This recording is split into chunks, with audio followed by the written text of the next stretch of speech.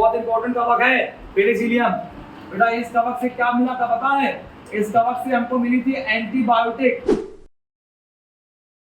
देखिए बेटा आज की क्लास में हम पढ़ेंगे जीवों का वर्गीकरण किसने किया, कौन कौन से वैज्ञानिक आए जीवों के वर्गीकरण में, कौन कौन से वैज्ञानिकों ने 2 जगत प्रणाली, 3 जगत प्रणाली, 4 जगत प्रणाली, इस तरीके से आगे कौन कौन से क्लासिफिकेशन दिए गए, आज उसकी बात करेंगे। तो बहुत ही नॉर्मल सा आज का टॉपिक होने वाला है। आज का टॉपिक बेटा हमारा होने वाला है क्लासिफिकेशन। सारे बच्चे ध्यान दें बेटा, आज क्या पढ़ने वाले बोलिए? क्लासिफिकेशन। आज का टॉपिक होने वाला है क्लासिफिकेशन, जिसको बेटा बोलते हैं वर्गीकरण। वर्गीकरण विज्ञान की वह शाखा, सुनिए, विज्ञान की वह शाखा जिसमें जीवों का क्या करते हैं? हाँ, विज्ञान की वह शाखा, बहुत ध्यान से पढ़ेंगे, बोलिए विज्ञान की वह शाखा जिसमें जीवों का वर्गीकरण करते हैं, जिसमें जीवों का वर्गीकरण करते हैं, वर्गीकी कहलाती है। ठीक है, विज्ञान की वह शाखा क्या कहलाती है? जिसमें हम क्या करते हैं? जीवों का वर्गीकरण करते हैं। क्या कहलाती है बेटा? वर्गीकी कहलाती है। क्या कहलाती है? वर्गीकी कहलाती है, जिसको बेटा बोलते हैं सिस्टमैटिक्स। क्या बोलते हैं इसको?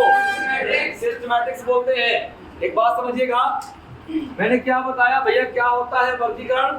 बोलिए जीवों का अलग अलग भागों में, ग्रुपों में बांटना जीवों का वर्गीकरण कहलाता है। अब देखिए क्वेश्चन कहाँ से बनता है, क्वेश्चंस कहाँ से बनते हैं, आपके लिए मतलब की चीजें क्या हैं, ये सभी को समझ में आता है क्या होता है वर्गीकरण। क्योंकि ये हर चीज का हो सकता है, हर चीज का हो सकता है। आप अपनी किताबों को भी बांट सकते हो। आपने कहा सर मैथ की बुक्स अलग कर दी, केमिस्ट्री की अलग कर दी, फिजिक्स की अलग कर दी, ये किसका हो गया? ये बुक्स का हो गया। आप अपने कपड़ों का भी कर सकते हो क्लासिफिकेशन। स्कूल जाने वाली ड्रेस आपकी अलग होती है, पार्टी वियर कपड़े आपके अलग होते हैं, और रोज जो पहनते हो वो कपड़े आपके अलग। उसी प्रकार जीवों को भी हम अलग अलग भागों में बांटते हैं।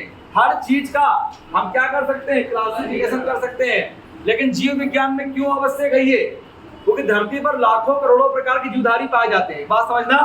कोई अगर आपसे पूछता है कि सर वर्गीकरण की आवश्यकता क्यों पड़ी, वर्गीकरण की आवश्यकता क्यों पड़ी, अगर ये कोई पूछता है सर इसकी आवश्यकता क्यों है, तो अभी इसका आंसर देखते हैं। पहले इतनी बात समझ में आई कि विज्ञान की वह शाखा जिसमें क्या करते हैं? जीवों का वर्गीकरण क्या कहलाती है?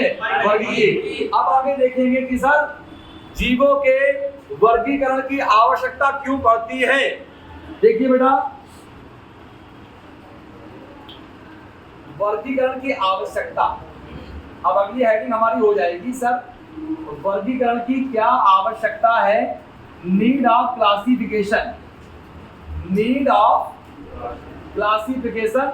आज की क्लास में सारे डाउट आपके पूरे कर दिए जाएंगे कि सर किसने खोज की, एक एक बातें बताएंगे। आज का लेक्चर बहुत ही इंपॉर्टेंट होने वाला है, बहुत ही कम समय में मेन बातें आपको बताई जाएंगी। तो मैंने क्या बताया कि सर इसकी नीड क्या पड़ी, तो आपको पता है कि धरती पर जैव विविधता पाई जाती है। क्या पाई जाती है? सर जैव विविधता का मतलब क्या है? धरती पर क्या पाई जाती है? धरती पर जैव विविधता पाई जाती है। धरती पर क्या पाई जाती है? जैव विविधता मतलब क्या है? हमारी धरती पर लाखों करोड़ों प्रकार के जीव पाए जाते हैं। हमारी धरती पर, हमारे प्लेनेट पर लाखों करोड़ों प्रकार के जीव, हाँ लाखों करोड़ों प्रकार के जीव पाए। अच्छा आप ये बात मानते हो कि नहीं मानते? पाए जाते हैं कि नहीं पाए जाते? आप अलग हो सांप से, सांप अलग है, बिच्छू से बिच्छू अलग है, पक्षी से पक्षी अलग है, रेप्टाइल से है। प्लांट की बात करते हैं तो आम का पेड़ अलग है नीम के पेड़ से, नीम का पेड़ अलग है सहतूत के पेड़ से। सभी जीवों में क्या विविधता पाई जाती है? कई प्रजातियां भी हैं, प्रजातियों के अंदर भी प्रजातियां पाई जाती हैं। आपने कुत्तों में बहुत सारी प्रजातियां देखी होंगी, German shepherd, Labrador, Pomeranian, bulldog. बात समझ में आई? तो मतलब प्रजातियों के अंदर भी प्रजातियां पाई जाती हैं। तो हमको जीवों के वर्गीकरण की बहुत ज्यादा आवश्यकता इसलिए पड़ी क्योंकि धरती पर क्या है? जैव विविधता पाई जाती है, मतलब लाखों करोड़ों प्रकार के जीव पाए जाते हैं। अब ये जीव जो है ये जो जीव पाए जाते हैं, ये जीव पहली बात तो कोशिकीय संरचना में, ये जीव किसमें? कोशिकीय संरचना। भाई कोई प्रोकैरियोटिक जीव हो सकता है, कोई यूकैरियोटिक हो सकता है। भाई कोई जीव कैसा हो सकता है? भाई कोई प्रोकैरियोटिक हो सकता है, जैसे बैक्टीरिया प्रोकैरियोटिक है कि नहीं है ना? तो कोई प्रोकैरियोटिक हो सकता है और कोई कैसा हो सकता है? यूकैरियोटिक हो सकता है। क्लियर? इसके बाद जीवों का वास स्थान, जीवों का वास स्थान, जैसे बेटा कोई जीव कैसा होता है? जलीय होता है। अब जलीय के भी दो रूप हैं, कोई साफ जल में रहता है और कोई बेटा समुद्री पानी में रहता है। कुछ जीव बिल बनाकर रहते हैं, बिल बनाकर, बहुत सारे जीव बिल बनाकर रहते हैं, जैसे चूहा और सांप। बात समझ में आई? बहुत सारे जीव बेटा धरती पर रहते हैं, स्थल पर रहते हैं, स्थल पर रहते हैं, जैसे मानव।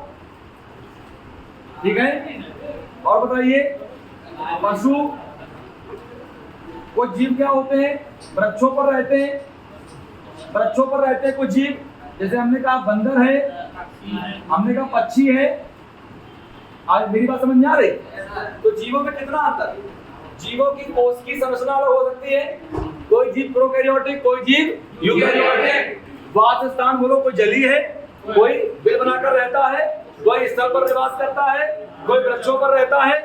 इसके साथ ही जीवों का पोषण, भैया पोषण की बात करते हैं तो आपको पता है कोई जीव हमारा क्या है? स्वपोषी है, जैसे पौधे स्वपोषी हैं, कोई जीव हमारा क्या है? स्वपोषी है। और कोई हमारा जीव कैसा है? कोई परपोषी है, कोई सहजीवी है, कोई परजीवी है, कोई मृतोपजीवी है, कोई कैसा जीव है? मृतोपजीवी है, कोई मिट्टी खाने वाला है, कोई खून पीने वाला है। कौन जीव खून पीता है? चमगादड़। चमगादड़ और मच्छर हमारे कैसे होते हैं? हाँ, ये हमारा रक्त चूसने वाले जीव हैं। बहुत से चमगादड़ देखे गए जो रक्त चूसते हैं, मच्छर रक्त चूसता है। तो बात समझ में आ रही कि नहीं आ रही? अब हम अगर कह दें कि अगर हम सभी जीवों को एक साथ पढ़ सकते हैं क्या? नहीं। अगर हमको सभी जीवों का अध्ययन करना पड़े तो सभी जीवों का अध्ययन कैसे हो सकता है? अगर उनको हम अलग अलग क्लासों में बांटे। आपको अगर हम कहते हैं कि आप अपने विद्यालय में जितने सब्जेक्ट हैं क्या आप एक साथ पढ़ सकते हैं? नहीं। आपने सभी सब्जेक्ट के लिए अलग अलग किताबें बनाकर रखी है, मतलब आपने अपने पाठ्यक्रम को कई भागों में बांटा है। आप अपने पाठ्यक्रम को जब अलग अलग भागों में बांट सकते हैं अध्ययन की सुविधा के लिए, नहीं तो एक बुक में एक पन्ने में मैथ हो, एक पन्ने में केमिस्ट्री, एक पन्ने में फिजिक्स, तो क्या समझ में आया कुछ? आपने मैथ को अलग कर दिया, केमिस्ट्री को अलग कर दिया, फिजिक्स को अलग कर दिया, अध्ययन की सुविधा के लिए। किसके लिए किया? तो यहाँ से एक बात क्यों क्या निकल के आती है कि सर जो वर्गीकरण है इसकी आवश्यकता क्यों पड़ी? तो भैया इसका आंसर है अध्ययन की सुविधा के लिए। भैया इसका आंसर क्या निकल के आएगा? अध्ययन की सुविधा के लिए। इसका आंसर क्या निकल के आएगा? अध्ययन की सुविधा के लिए। तो पहली बात समझ में आई क्या होता है वर्गीकरण? कि हमारी धरती पर क्या पाई जाती है? जैव विविधता पाई जाती है, मतलब लाखों करोड़ों प्रकार के जीव पाए जाते हैं, लाखों करोड़ों प्रकार के जीव पाए जाते हैं जो एक दूसरे से किसमें? कोशिकीय संरचना में, वास स्थान में, इसके पश्चात बेटा पोषण में, और इसके बाद स्वभाव में। आप देखते हो जीवों का स्वभाव कैसा होता है, जैसे हमने कहा कोई शांत स्वभाव का होता है, कोई जंगली स्वभाव का होता है, तभी तो आप कहते हो कि ये शांत जीव है, ये पालने लायक है, ये जंगली है, ये विषैला है। भाई सांप का आपने क्या व्यवहार रखा? सर विषैला है और एग्रेसिव है। आपने शेर को कैसे बांटा? सर ये एग्रेसिव है, जंगली जीव है। आपने गाय को शांत जीव माना। तो जीवों को बांटने के कई आधार हो सकते हैं, जीवों को बांटने के कई आधार हो सकते हैं। जैसे हमने क्या कहा, उनकी कोशिका संरचना, वो प्रोकैरियोटिक कोशिका से मिलकर बने हैं कि यूकैरियोटिक कोशिका से मिलकर बने हैं।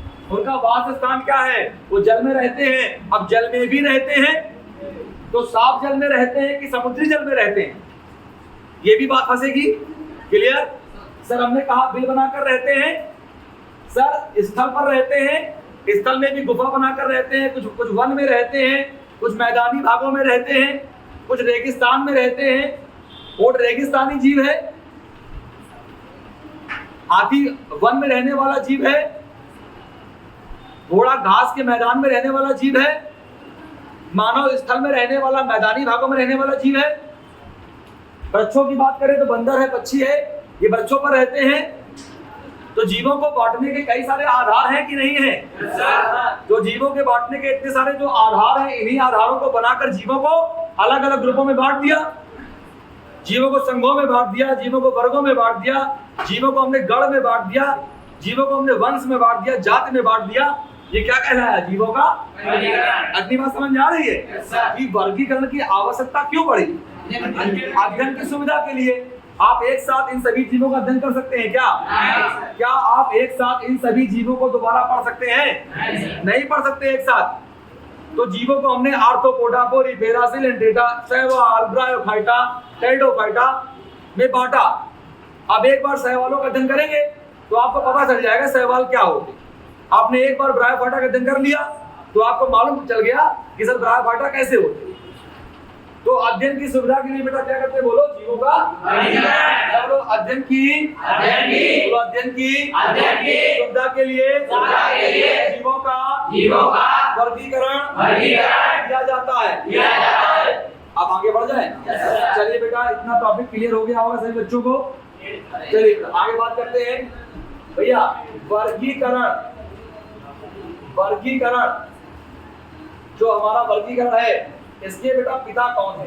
वर्गीकरण के पिता, पहली बात क्वेश्चन यहाँ से मिल गया, पहला क्वेश्चन मिल गया सर, वर्गीकरण के पिता कौन है? देखिएगा बाद में, ध्यान दीजिए सर। Carolus Linnaeus. भैया अभी इनकी और बातें बताई जाएंगी सर। Carolus Linnaeus. आज की क्लास में बस सुनिए, बस ध्यान से पढ़िए। वर्गीकरण के पिता कौन है? Carolus Linnaeus. बेटा इनको क्या कहते हैं? इनको फादर ऑफ क्लासिफिकेशन कहते हैं। तो कैरोलस लीनियस को बेटा हम फादर ऑफ क्लासिफिकेशन भी, हाँ, कैरोलस लीनियस को फादर ऑफ क्लासिफिकेशन कहा जाता। बोलो बोलो, कैरोलस लीनियस को फादर ऑफ क्लासिफिकेशन कहा जाता है। एक बात समझिएगा, कैरोलस लीनियस ने क्या किया? इन्होंने एक पुस्तक लिखी। इनकी एक पुस्तक का नाम है जिसका नाम है सिस्टेमा नेचुरी। इनकी एक किताब है, बहुत इंपॉर्टेंट है, जिसका नाम क्या है? सिस्टेमा नेचुरी। इनकी एक पुस्तक और है, बताओ नाम बताओ। Species plantarum. स्पीसीज, हाँ, स्पीसीज प्लांटेरम, ये भी इन्हीं की बुक है। तो कैरोलस लीनियस की बुक का नाम कोई पूछे तो बता दोगे? सर सिस्टेमा नेचुरी, सर स्पीसीज प्लांटेरम, किसकी किताबें हैं? कैरोलस लीनियस को। इनको बेटा बोलते हैं वर्गीकरण का पिता। और यही और आपको बता दें कि कैरोलस लीनियस को ही बोलते हैं नामकरण का पिता। नामकरण का पिता भी किसे कहते हैं? हाँ, वैज्ञानिक नामकरण सबसे पहले किसने किया था? हाँ, तो सर्वप्रथम, मैं लिख रहा हूं बोर्ड पर, ध्यान दीजिए, समझिएगा इसको। सर्वप्रथम वैज्ञानिक नामकरण, सर्वप्रथम वैज्ञानिक नामकरण पद्धति, वैज्ञानिक नामकरण किसने किया? कैरोलस लीनियस ने किया। हाँ, अगर आपसे कोई पूछता है कि सर द्विनाम पद्धति की जनता कौन है? Carolus Linnaeus.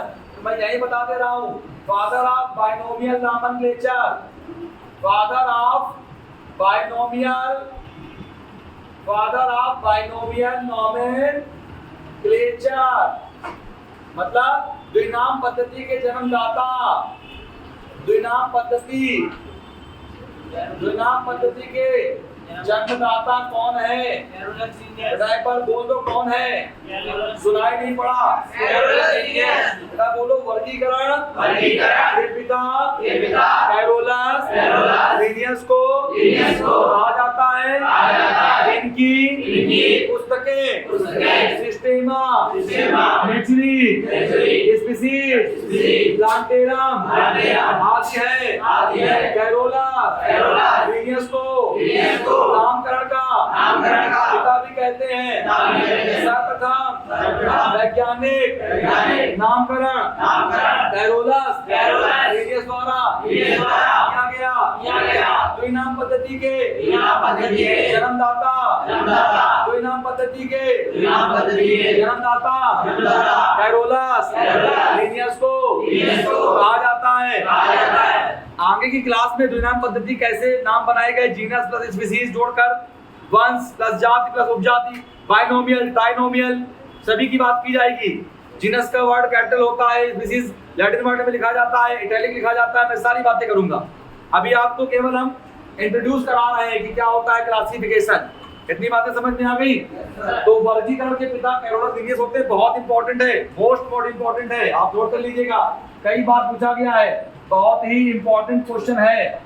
मैंने बता दिया कि वर्गीकरण के पिता और द्विनाम पद्धति के जन्मदाता या सबसे पहले वैज्ञानिक नामकरण को देने वाले कौन है भैया? Carolus Linnaeus. बोलो कौन है? Carolus Linnaeus. पुस्तकों का नाम बोल दो बेटा, सिस्टेमा स्पीशीज।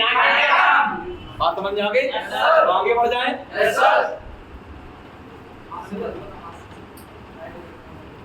मजा आ रहा है बच्चों? समझ में आ रहा है? कोई दिक्कत नहीं, ध्यान दो। अपना देखते हैं, समझते हैं, ध्यान से आगे बढ़ते हैं। सबसे पहले क्या हुआ? द्वि जगत प्रणाली आई बेटा। वर्गीकरण की कितनी प्रणालियां आई? तो बेटा एक हमारी आई टू किंगडम क्लासिफिकेशन।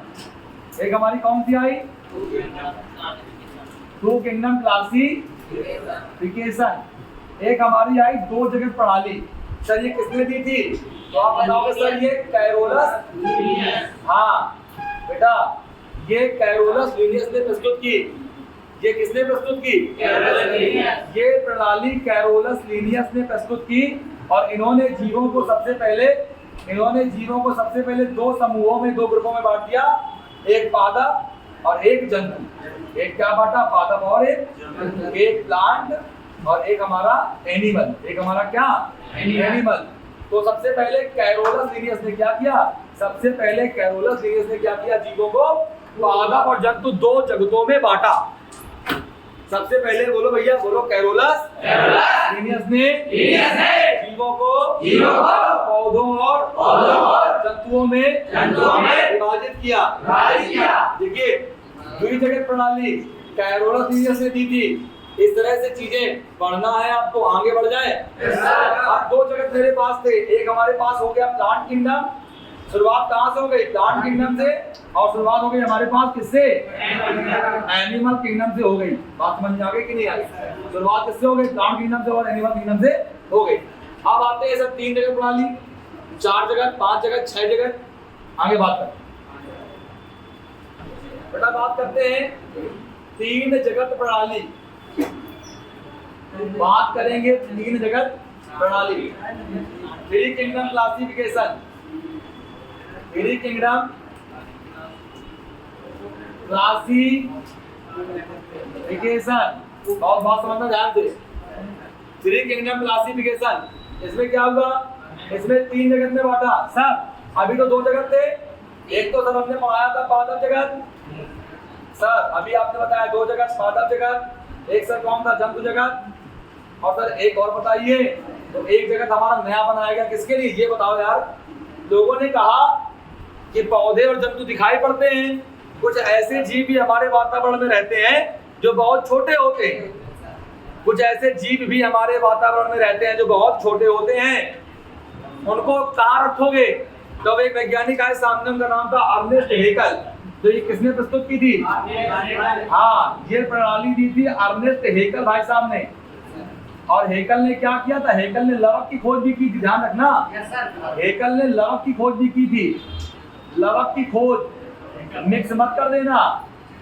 लवक की खोज भी हेकल ने की थी और 3 जगत प्रणाली भी किसने दी थी? अर्नेस्ट हेकल ने दी थी। अपने समय के बहुत अच्छे वैज्ञानिक हैं अर्नेस्ट हेकल। बेटा बोलो पादप जगत, जंतु जगत। तो सर पौधे और जंतु 2 जगत पहले थे। एक किसके लिए नया बनाया गया? तो एक ऐसा बनाया गया सूक्ष्म जीवों के लिए जो हमको नर नाखों से दिखाई नहीं पड़ते थे। उसको बेटा बोला गया प्रोटिस्टा जगत। क्या बोला गया उसको? मेरी बात समझ में आ गई कि नहीं आ गई? क्लियर हो गया? तो ये हमारा हो गया 3 जगत प्रणाली। क्या हो गया? 3 जगत प्रणाली। सर किसने दी थी? बोलो आपने। किसने दी थी?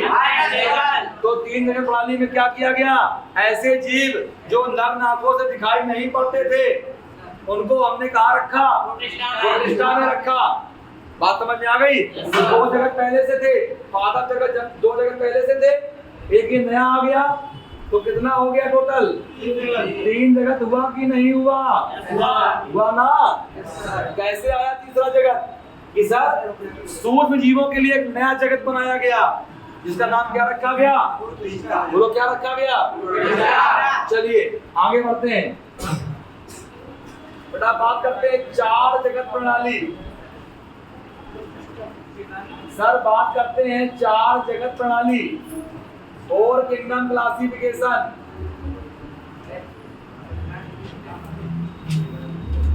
बेटा बात करते हैं फोर किंगडम क्लासिफिकेशन। सर ये किसने दिया?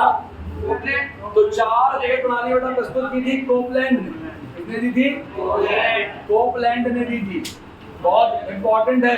देखो बेटा लगभग बच्चों को पता होता है कि फाइव किंगडम किसने दिया, पता होता है। तो ये दिया था किसने? आर्च विटेकर ने। लेकिन जब बच्चा फंसता है, बच्चा फंसता कहाँ है? बच्चा फंसता है दो जगत प्रणाली, तीन जगत प्रणाली, चार जगत प्रणाली, ये किसने दी थी? वहां बच्चा हमारा बैठ जाता है। तो उसमें आपको मेन समझना है। तो कोपलैंड ने प्रस्तुत की। इन्होंने क्या किया? इन्होंने कुछ नहीं किया यार। ये बताओ तीन जगत पहले से थे। एक कौन सा था? पादप जगत। एक कौन था? और एक था हमारा प्रोटिस्टा जगत। लेकिन ये बताओ तब तक लोग समझ चुके थे कि कोशिकाएं क्या होती हैं? दो प्रकार की होती हैं बेटा। कोशिका दो प्रकार की होती है। एक तो प्रोकैरियोटिक कोशिकाएं होती हैं। एक होती कौन सी? एक होती है आपकी, एक आपकी होती है प्रोकैरियोटिक, एक आपकी होती है प्रोकैरियोटिक कोशिका, और एक मेरे बच्चे होती है तो कौन सी होती है? कौन सी होती है? यूकैरियोटिक। तो एक हमारी होती है प्रोकैरियोटिक, एक हमारी कौन सी होती है? तो बहुत सारे जीव किससे मिलके बने थे? प्रोकैरियोटिक। जैसे हमने कहा जीवाणु कैसा होता है? जीवाणु कैसा होता है? साइनो जीवाणु कैसा होता है? साइनो जीवाणु को साइनो बैक्टीरिया कहते हैं। और सुनिए साइनो बैक्टीरिया का दूसरा नाम क्या होता है? नीली हरी शैवाल। चाहे साइनो बैक्टीरिया का हो, चाहे आप उसको, चाहे साइनो बैक्टीरिया का हो या आप उसको नीली हरी शैवाल कहो, एक ही चीज है। साइनो बैक्टीरिया कहो या आप उसको नीली हरी शैवाल कहो, एक ही चीज है। बात समझ में आई कि नहीं आई? क्लियर? इसके बाद क्या हुआ? माइकोप्लाज्मा। माइकोप्लाज्मा, माइकोप्लाज्मा भी किसमें आता है? माइकोप्लाज्मा किसमें आता है?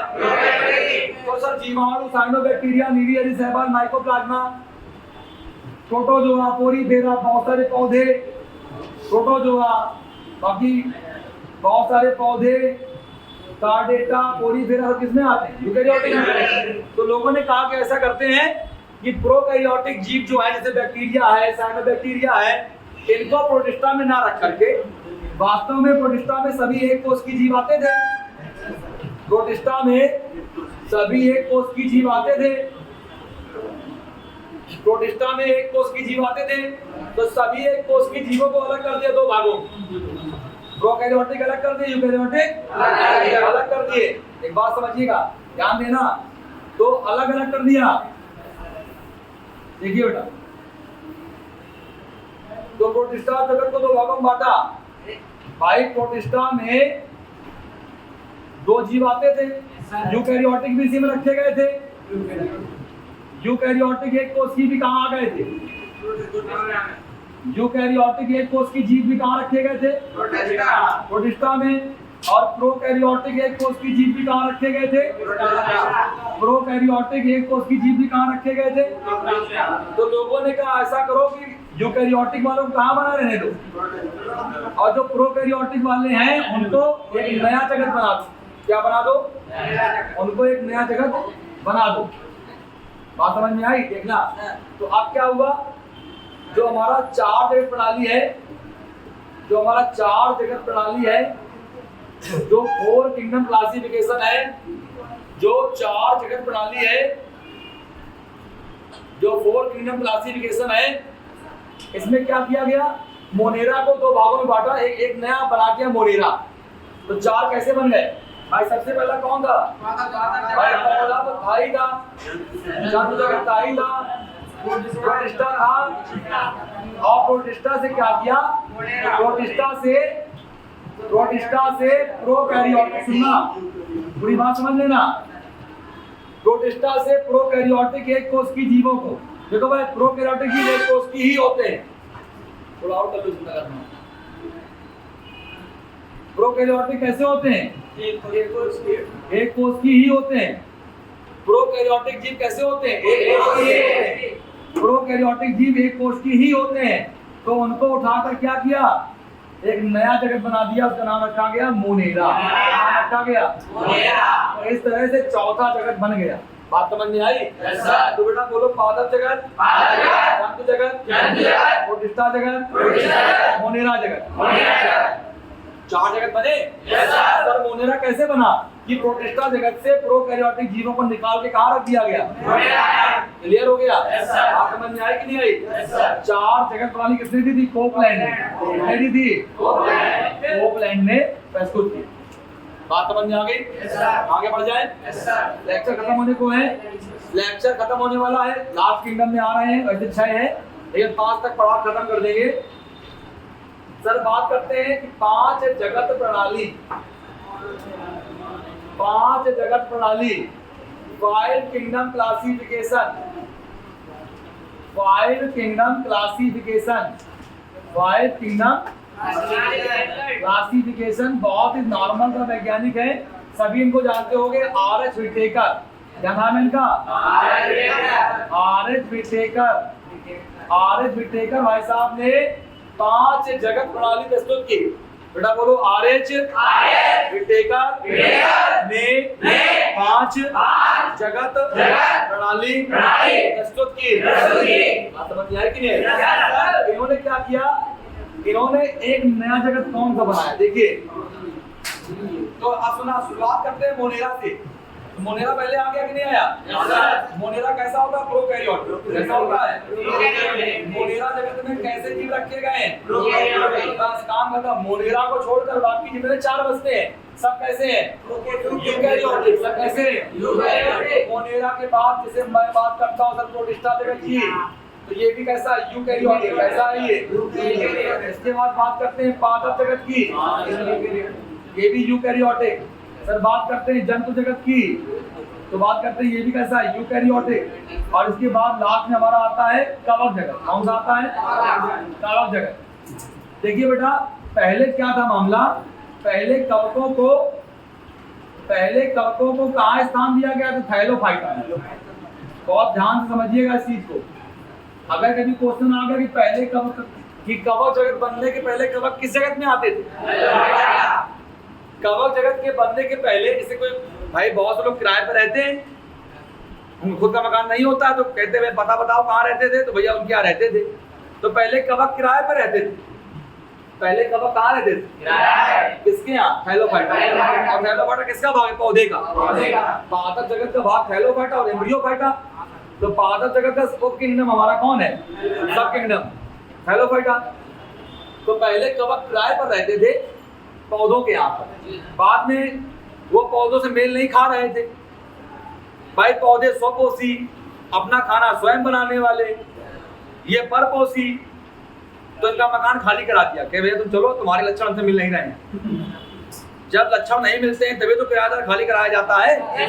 मकान कब खाली होता है? जब किराएदार लक्षण नहीं समझ में आते हैं। तो पौधों ने कहा यार तुमको रखे तो अपने साथ हैं हम, लेकिन तुम्हारे लक्षण तो है नहीं।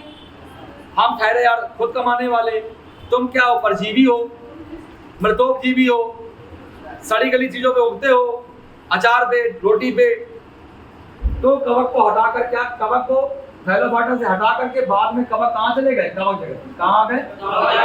लेकिन कवक भी क्या होते हैं? यूकैरियोटिक। कवक भी क्या होते हैं? इतनी बात समझ में आई कि नहीं आई? कोई दिक्कत? अब किस जगत में कौन आता है इसके एग्जाम्पल में लिखवाने जा रहा हूँ। किस जगत में कौन आता है? एक बार बोलो। मोनेरा जगत, प्रोटिस्टा, पादप, जंतु, कवक जगत। मोनेरा में सभी ऐसे जीवों को रखा गया जो कैसे थे? प्रोकैरियोटिक। मोनेरा जगत में सभी ऐसे जीवों को रखा गया जो कैसे थे? दुनिया का एकमात्र जगत है जो प्रोकैरियोटिक है। वैसे तो आर्की बैक्टीरिया, यू बैक्टीरिया आगे बात करेंगे। देखो 6 कैसे हो गए? कोई कहता 6 कैसे हो गए? तो 6 जगत में क्या किया गया? अगर आप तुम्हें पूछता सर 6 जगत, यही समझ लीजिए। मोनेरा को फिर 2 भागों में बांट दिया। एक हमारा आर्की बैक्टीरिया, एक हमारा आर्की बैक्टीरिया में बांट दिया और एक बांट दिया सर हमारा किसमें, यू बैक्टीरिया। तो अगर हम दोबारा बांट देंगे आर्की बैक्टीरिया यू बैक्टीरिया में तो कितना हो गया, 1 2 3 4 5 6 हुआ कि नहीं हुआ? पहले हमने प्रोटिस्टा को बांटा तो क्या निकल के सामने आया, मोनेरा 4 जगह। और फिर अगर मोनेरा को फिर दो भागों में बांट देंगे हम, आर्की बैक्टीरिया और बोलो आर्की बैक्टीरिया और कितने जगह 6 हो जाएंगे। 6 किसने दिया था, कार्ल बूस ने। किसने दिया था, कार्ल बूस ने। चलिए इतनी बात समझ में आ गई कि नहीं आ गई? अब बात करते हैं किस जगत में कौन आता, बहुत मान से समझिएगा। बात करते हैं 5 जगत प्रणाली। बहुत मन से बताने जा रहे हैं आपको। जैसे कि बेटा बात करते हैं, सबसे पहले आ गया मोनेरा। कौन आ गया भैया, मोनेरा। फिर बेटा कौन आ गया, प्रोटिस्टा। कौन आ गया, प्रोटिस्टा। बस क्लास खत्म होने वाली है, आप भी थक गए होंगे पढ़ पढ़ के। Yes sir. बहुत पहले से क्लास चल रही है, अभी थोड़ा पढ़िए, बस खत्म हो जाएगा, आप भी घर जाएंगे। तो मोनेरा है, प्रोटिस्टा है, फिर बेटा कौन है, कवक ले लो भैया, फिर पादप ले लो और फिर जंतु। अब सबके सामने जोड़, मोनेरा जगत, थोड़ी इनको इज्जत दे दो भैया। मोनेरा जगत, प्रोटिस्टा जगत, कवक जगत, पादप जगत और लाभ जंतु जगत। बात समझ में आई? अच्छा सर, मोनेरा कैसे होते हैं, प्रोकैरियोट। कैसे होते हैं, मोनेरा कैसे होते हैं, प्रोटिस्टा कैसे होते हैं। बात समझ में आई कि नहीं आई? आपको ये पूछे कि कवक कैसे होते हैं, यूकैरियोटिक। पादप कैसे होते हैं, यूकैरियोटिक। जंतु कैसे होते हैं, यूकैरियोटिक। तो प्रोकैरियोटिक केवल एक जगह था, इसका नाम था मोनेरा। और मोनेरा के फिर दो भाग कर दिए थे, आर्की बैक्टीरिया और यू बैक्टीरिया। तो आर्की बैक्टीरिया भी कैसे होते हैं, प्रोकैरियोटिक, और यू बैक्टीरिया भी कैसे होते हैं, यूकैरियोटिक। अब जब मोनेरा जगत पढ़ाएंगे आपको तब आगे बताया जाएगा, आपको पूरा बताऊंगा। सर बात करते हैं, प्रोकैरियोटिक हो गया। अब इसका आगे बढ़ते हैं। सर इसमें कौन आता है, इसमें किसको रखा गया है? जैसे हम बात करते हैं मोनेरा में कौन आता है, मोनेरा में सर जीवाणु आता है। कौन आता है, जीवाणु। और साइनोबैक्टीरिया, बेटा साइनोबैक्टीरिया को साइनो जीवाणु कहते हैं। इसको नीली हरी शैवाल भी कहते हैं, ध्यान रखना, इसको नीली हरी शैवाल भी कहते हैं। साइनोबैक्टीरिया को और क्या कहते हैं सर, नीली हरी शैवाल कहते हैं। साइनोबैक्टीरिया को सर नीली हरी शैवाल कहते हैं। और दुनिया का सबसे छोटा जीव माइकोप्लाज्मा, दुनिया का सबसे छोटा जीव क्या नाम है इसका, इसको जीवाणु छानने वाले फिल्टर से भी छाना नहीं जा सकता। माइकोप्लाज्मा को जीवाणु को छानने वाले फिल्टर छाना नहीं जा सकता। माइकोप्लाज्मा को वनस्पति जगत का जोकर कहते हैं, ध्यान रखना। माइकोप्लाज्मा को वनस्पति जगत का, प्लांट किंगडम का, वनस्पति जगत का जोकर कहते हैं, जोकर। इसको जीवों का जो मतलब जीव का जोकर कह सकते हैं। इसको और क्या बोलते हैं, इसको पीपीएलओ भी कहते हैं, PPLO, pleuro pneumonia like organism. बेटा बोलो, माइकोप्लाज्मा को वनस्पति जगत का जोकर भी कहते हैं। इसको PPLO, pleuro pneumonia like organism भी कहते हैं। तो मोनेरा में भैया कौन आया, जीवाणु, साइनो जीवाणु, माइकोप्लाज्मा, और इसी को बेटा बोलते हैं पीपीएल।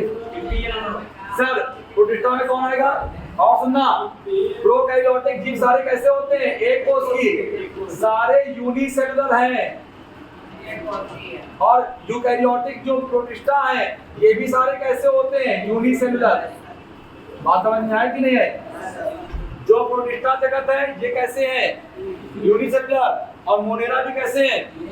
तो अगर आपसे पूछता है कि प्रोटिस्टा और मोनेरा में समानता क्या है, सर प्रोटिस्टा और मोनेरा किस लिए समान है, दोनों ही क्या हैं, दोनों जगत के जीव। सुनना, ये बात कहीं बहुत इंपॉर्टेंट, लिख लेना।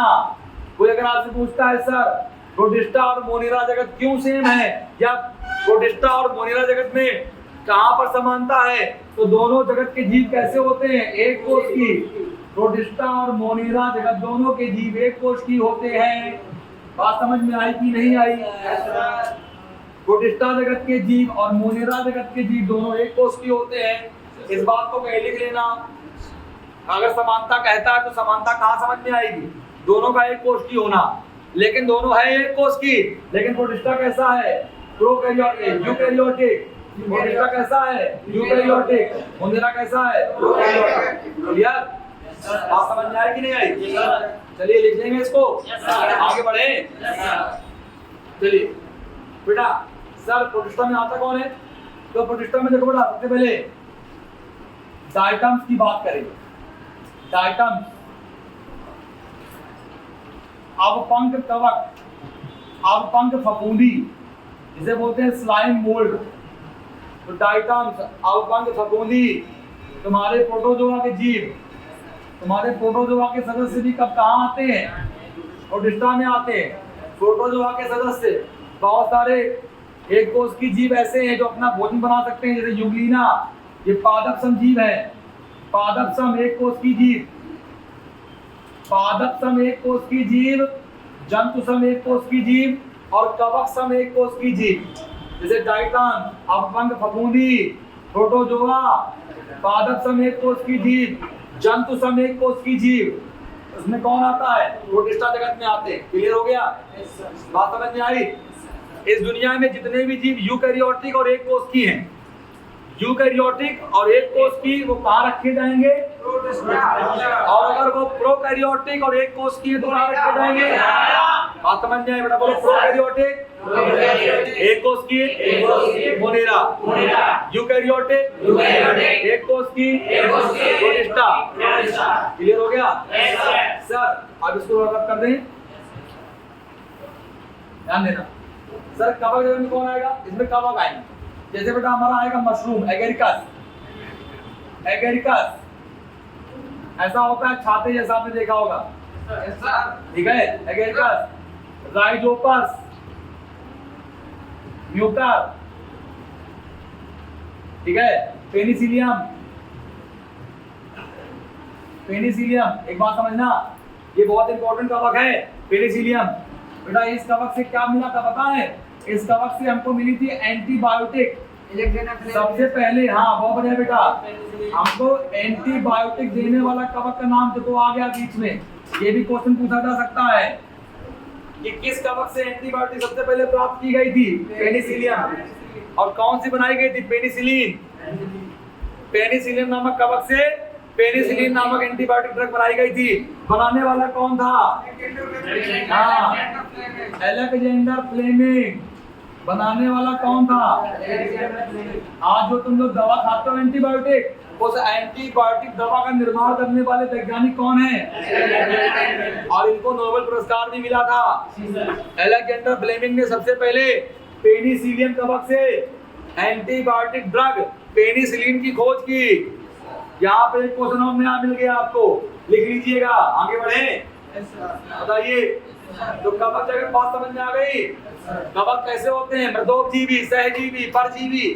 जब कवक जगत पढ़ाएंगे तो कवकों की बात करेंगे, जब मोनेरा पढ़ाएंगे तो मोनेरा की बात करेंगे। अभी केवल आपको हम इनका परिचय बता रहे हैं। अभी हम केवल परिचय पढ़ रहे हैं बेटा। क्या पढ़ रहे हैं? अभी केवल परिचय पढ़ा जा रहा है। आगे बढ़े, बढ़ जाए।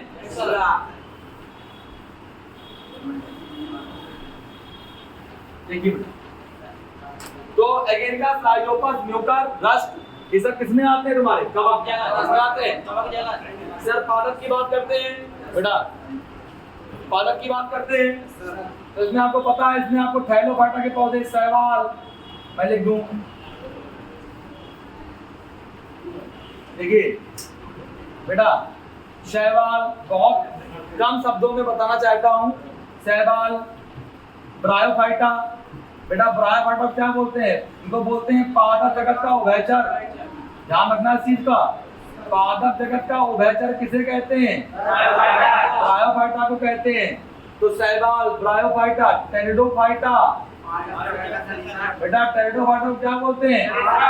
इसको बोलते हैं वनस्पति जगत का सांप। इनको वनस्पति जगत का सरीसृप कहते हैं। इसमें फर्न आता है। कौन आता है? फर्न। कभी फर्न पौधे का नाम कहे, फर्न किसका भाग है? फर्न। कभी आपसे कोई पूछ रहे सर फर्न कौन है, तो बताओ टेरिडोफाइटा। मॉस कहते हैं, मॉस कौन होता है? ब्रायोफाइटा का पौधा मॉस कहलाता है, टेरिडोफाइटा का पौधा फर्न कहलाता है। बात समझ में आई? तो पादप में कौन आएगा? शैवाल, ब्रायोफाइटा, टेरिडोफाइटा। फिर आपका आएगा अनावृत्तबीजी। सर अनावृत्तबीजी कैसे पौधे होते हैं? नग्नबीजी पौधे। नग्नबीजी पादप किसे कहा जाता है? बोलो किसे कहा जाता है? तो नग्नबीजी पादप कौन कहलाता है? अनावृत्तबीजी पौधे। सबसे पहले बीजों का निर्माण भी किसमें हुआ था? तो सर्वप्रथम बीजी पादप भी कौन कहलाएगा? हाँ, सर्वप्रथम बीजी पादप, सबसे पहले बीज बनाने वाले पौधे भी आवृत्तबीजी पौधे हैं। सबसे पहले बीज बनाने वाले पौधे भी कौन आएंगे? अनावृत्तबीजी पौधे। सबसे पहले बीजों का निर्माण किन पौधों में हुआ? एक क्वेश्चन मिल गया। अनावृत्तबीजी पौधे नग्नबीजी पौधे होते हैं। साइका स्पाइनस नीटम इसका एग्जांपल है। आगे बढ़े। इसके बाद सर आवृत्तबीजी पौधे, देखो बेटा उधर से आगे आ गए हैं, भटकिएगा नहीं। आवृत्तबीजी पादप ये क्या होते हैं सर? तो ये पुष्पी पौधे हैं जिनमें पुष्प पाए जाते हैं, जिनमें फूल मिलता है देखने को, फूल जिनमें फूल है, फल है। तो कौन से पौधे होते हैं? तो पौधे जगत में कौन आता है बताओ? बोलो शैवाल, ब्रायोफाइटा, टेरिडोफाइटा, अनावृत्तबीजी, आवृत्तबीजी। आगे बढ़ जाएं। कोई दिक्कत? समझ में आई? अब देखिए यहीं पर कम शब्दों में आपको बता दूं, सर जब कौन आएगा? यहाँ सर फाइलम पोरीफेरा से लेकर फाइलम कार्डेटा तक के जीव, फाइलम पोरीफेरा से लेकर कहाँ तक? कार्डेटा तक। सर पोरीफेरा में कौन आता है? स्पंज आते हैं, और स्पंजों में शरीर में छिद्र पाए जाते हैं, इसलिए नाम क्या है? पोरीफेरा। और कार्डेटा जानते ही हो, कार्डेटा में हमारे ऐसे सभी जीव आते हैं जिसमें शरीर में कंकाल पाया जाता है, शरीर में मेरुदंड पाया जाता है, शरीर में बताओ, शरीर में स्पाइनल कार्ड पाई जाती है, स्पाइनल कार्ड पाई जाती है, शरीर में नोटोकार्ड पाई जाती है। नोटोकार्ड जिसमें पाई जाती है वो सब क्या कहलाते हैं? नोटोकार्ड जिसमें नहीं पाई जाती वो नॉन कार्डेटा। तो पोरीफेरा से लेकर कार्डेटा तक के सभी जीव किसमें आते हैं? जगत में। जैसे कुछ जीवों के नाम लिखते हैं, जैसे हमने कहा साइकान, साइकान एक स्पंज है। हमने कहा आरेलिया, आरेलिया एक जेलीफिश का नाम है, ठीक है। हमने कहा सर जैसे दुजेसिया, दुजेसिया आपका प्लेटियलमेंथीज है, ठीक है सर। और बताइए सर, हमने कहा आपका टीनिया सोलियम, ये परजीवी होता है, हाथों में पाया जाता है, टीनिया सोलियम। सर एस्केरिस, बात समझ में आई कि नहीं आई? आगे बढ़े। अब देखना फिर आगे बताएं एग्जांपल। सर इसके बाद जैसे बात करते हैं आर्थ्रोपोडा की, तो हनी बी, एपिस इंडिका, मधुमक्खी इसमें आती है जंतु जगत में। सर हमारा तारा मछली, सर यूनियो,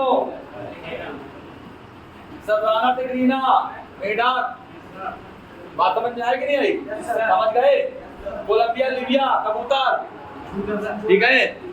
होमो सेपियंस, मानव, तो किसमें आते हैं? जंतु जगत में। तो हमें लगता है कि थोड़ी सी क्लास में, आज के इस क्लास में क्या होता है? वर्गीकरण। इसकी आवश्यकता हमको क्यों पड़ी? ज्यादा मैंने डीपली नहीं पढ़ाया, बहुत कम शब्दों में पढ़ाया है।